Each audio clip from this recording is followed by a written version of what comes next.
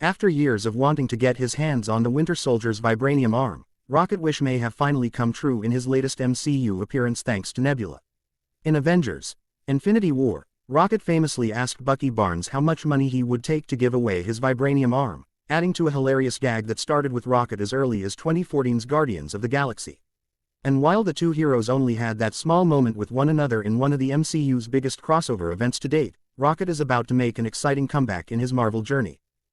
The Guardians of the Galaxy holiday special sent Mantis and Drax on a quest to find the perfect Christmas gift for Chris Pratt's Star-Lord, which they decided would be one of Peter Quill's heroes in Kevin Bacon. But while these two were off on their own quest to find the Footloose and Tremors star, Nebula found her own gift for another teammate that brought back some hilarious Infinity Saga memories. The gift meant the world to Rocket as he celebrated Christmas for the first time on screen with Nebula, even with the daughter of Thanos remaining as terrifying and dry as ever through the special. But the real question: how in the world did she steal Bucky's arm from right under his nose? Here are the most likely theories. How did Nebula pull off the arm heist? While Nebula didn't make her first on-screen journey to Earth until Avengers: Endgame, there is the entire 5-year gap that took place during the blip along with the time after it to consider. Bucky was snapped away during this time, so there's no way she could have performed this act until after the Winter Soldier's return. Karen Gillan's antihero developed at least a working relationship with the Avengers with the regular group calls shown in Endgame, which put her in touch with Black Widow, Captain Marvel, War Machine, Okoye, and her Guardians teammate Rocket.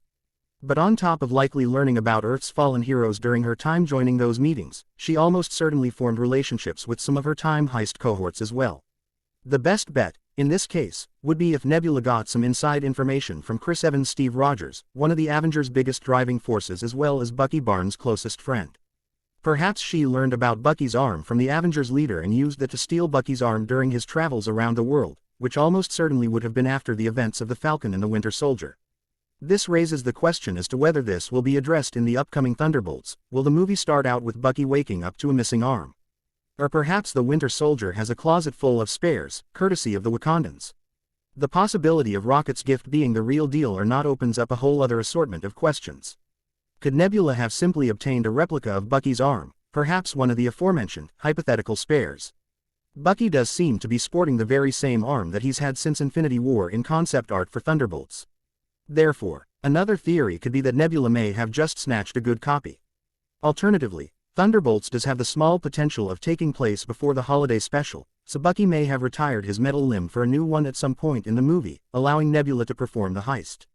No matter when or how this happened, this makes for a couple of interesting and hilarious stories to pay attention to moving forward.